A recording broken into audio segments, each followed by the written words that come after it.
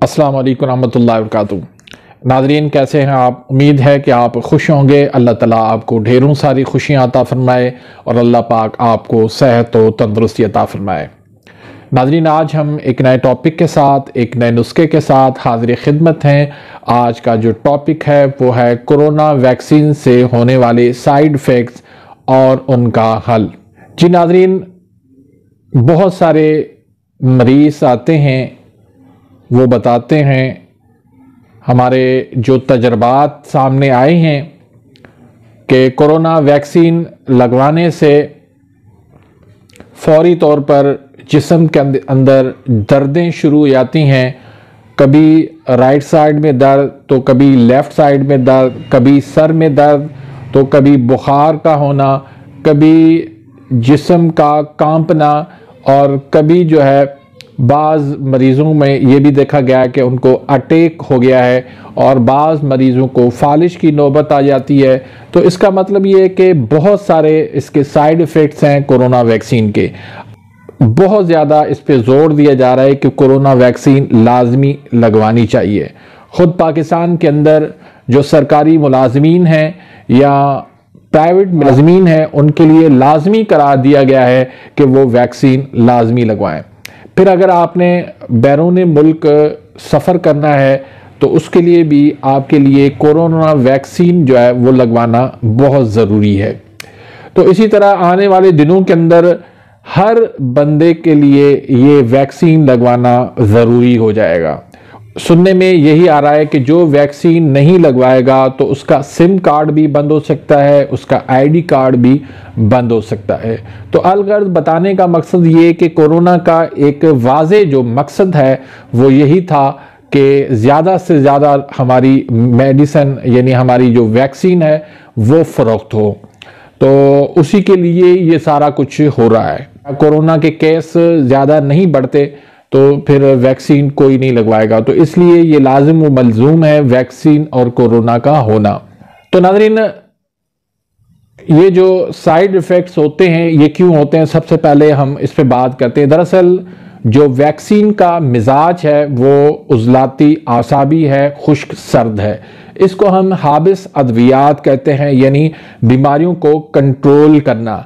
और चूंकि एलोपैथी के अंदर ये वाज़े मकसद है तमाम तर बीमारियों का कि हर बीमारी को कंट्रोल किया जाए, तो उस कंट्रोल करने की गर्ज से ये वैक्सीन भी बनाई गई है ताकि इसको कंट्रोल किया जाए, ताकि इसको जो है ना जड़ से उखाड़ना, जड़ से ख़त्म करना बीमारी को, ये मकसद नहीं है।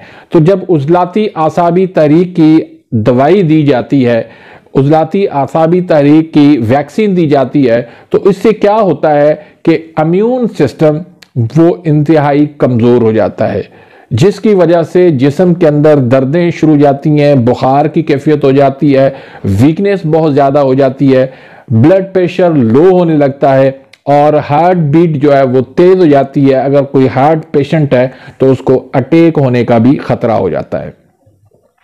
तो इसी तरह फालिज जो है वो भी इसी वजह से होता है कि हरारत की जब कमी हो जाती है तो उस वजह से ब्लड की सर्कुलेशन सही तरीके से बॉडी के अंदर नहीं पहुंचती और फिर फालिज हो जाता है।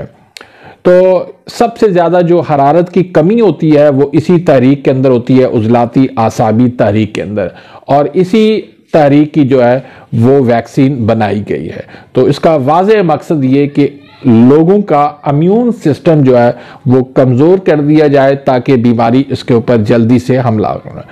तो नाज़रीन, इसका हल क्या है?